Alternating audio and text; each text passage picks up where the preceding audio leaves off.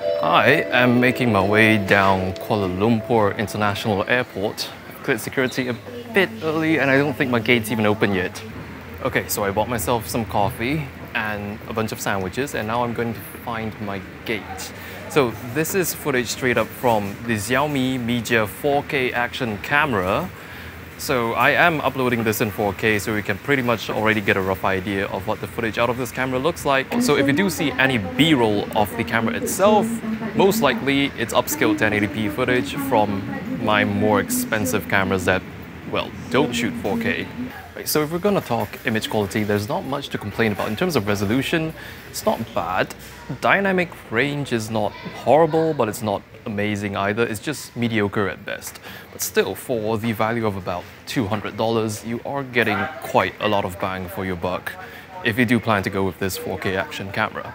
Now, unlike the GoPros, however, the Mijia 4K does not come with the waterproof casing. So out of the box, this is not waterproof. It's a separate purchase and it's gonna set you back about $10. So even though they don't bother including it in the box for you, at least it's not ridiculously priced. But then again, I still kind of wish it shipped with it. Now there is a built-in feature that allows you to correct the distortion imposed by the fisheye lens. It essentially crops it in a little bit, so you will lose some field of view if you are going to enable that, but it does a really good job at negating, well, pretty much most of the barrel distortion. You can still see some of it, but at least you don't get a fully rounded fisheye image.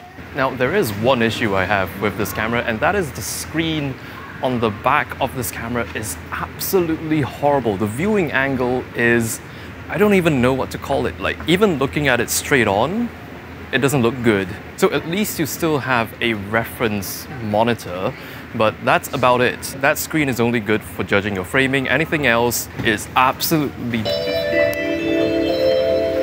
Because the image out of this camera actually looks really good. It's really sharp with a lot of good detail, but the screen on the back of the camera simply isn't doing it justice. Now, operation-wise, this camera is quite minimalistic. Most of the operations are done using gestures input via the rear touchscreen. So basically you swipe down to access your settings, you swipe right to change the shooting modes, and then you swipe left to review the things that you've shot. There's literally only one button on this camera, and that's the record button.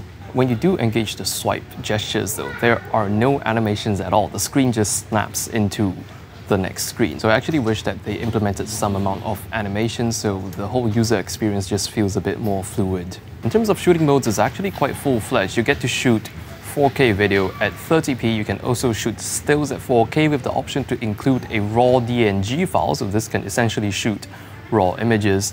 There's also a time-lapse function, a slow motion function, and there's also interval shooting functions, and there's also loop recording functions. Speaking of slow motion, this camera can pull 100 frames per second at 1080p Full HD and 200 frames per second at 720p, and that does allow for some pretty dope shots. Now, from time to time, if you haven't input anything a while, the screen kind of goes into screen lock, so it turns itself off, and then to re-enable it, you have to double tap it and then do a swipe to unlock gesture, kind of like a smartphone. So once you pair it up to your smartphone, you can get a live preview of your framing, and you can also stop recording, and you can also change settings of the camera. Pretty much all that's expected from a smartphone companion app.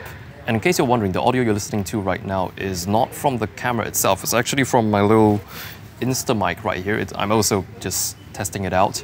But if you're wondering what the onboard audio from the camera sounds like, this is what it sounds like straight up from the internal microphone of the Mijia 4K action camera, which is actually not too bad for an action camera. Okay, so I'm just at the airport and there's this random Lamborghini Huracan just parked out here, just, you know, just chilling.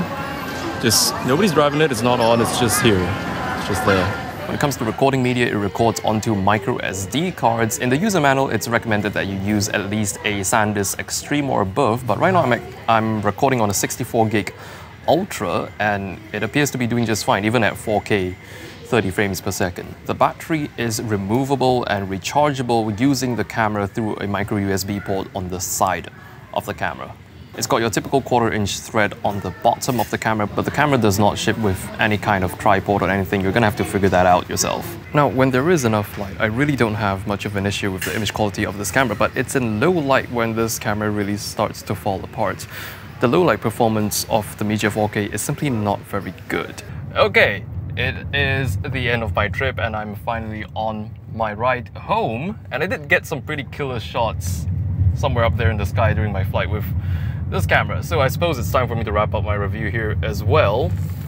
Now, I really like this camera, even though there's nothing downright amazing or just astounding about this camera, but it just delivers great image quality at a very wonderful price point. I think that's why I really like this camera. It definitely outperforms its price point. Actually, you can get this for under $100 from Gearbest. Now, this unit was sent out to me by Gearbest and they've given me a coupon code.